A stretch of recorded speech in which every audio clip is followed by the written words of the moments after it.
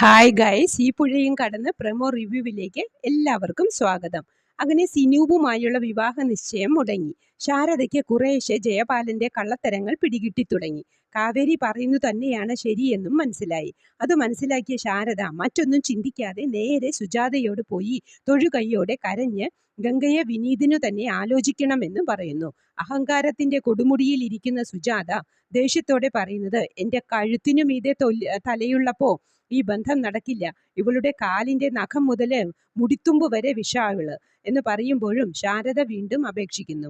ഗംഗയും വിനീതുമായുള്ള കല്യാണം തീരുമാനിച്ചതടക്കം എല്ലാം എന്റെ തെറ്റാ. എന്റെ മകളുടെ ജീവിതം തകർത്തു കളയരുത് എന്ന് പറഞ്ഞ് ശാരദയുടെ കാൽക്കൽ വീഴുന്നുണ്ട് സുജാത. ഇത് കണ്ട് എല്ലാവരും ഞെട്ടിപ്പോയി. എന്നിട്ടും സുജാതയുടെ അഹങ്കാരത്തിന് ഒരു കുറവുമില്ല. പിന്നീട് ടെക്സ്റ്റൈൽസിൽ നിൽക്കുന്ന കാവേരിയെ നിവിൻ കാണുന്നു. നിവിൻ വിനീതിനോട് പറയുന്നത്, എടാ ഗംഗയുടെ തൊട്ടിളയതൊരെണ്ണം ഉണ്ടല്ലോ, പേരെന്താ, ഞാൻ മറന്നുപോയി എന്ന് ചോദിക്കുമ്പോൾ വിനീത് പറയുന്നുണ്ട്, കാവേരി. കാവേരി, ആ കുട്ടിയാണെങ്കിലും മതി, ഗംഗ വന്നില്ലെങ്കിലും ഗംഗയുടെ ഇഷ്ടാനിഷ്ടങ്ങൾ അറിയുന്ന ഒരാൾ കൂടെ ഉണ്ടല്ലോ എന്ന് പറഞ്ഞ് കാവേരിയുടെ സ്വപ്നം കണ്ടു തുടങ്ങി നിവിൻ. അതേസമയം വിനീത് വീട്ടിൽ വന്ന് സുജാതയോട് പറയുന്നത്, അമ്മ എന്തു പറഞ്ഞാലും ഇനി ഇവര് കേൾക്കാൻ പോകുന്നില്ല. കാരണം ഗംഗയെ കല്യാണം കഴിക്കാൻ പോകുന്നത് തന്തയ്ക്ക് പിറന്ന ഒരു ആൺകുട്ടിയാ എന്ന്.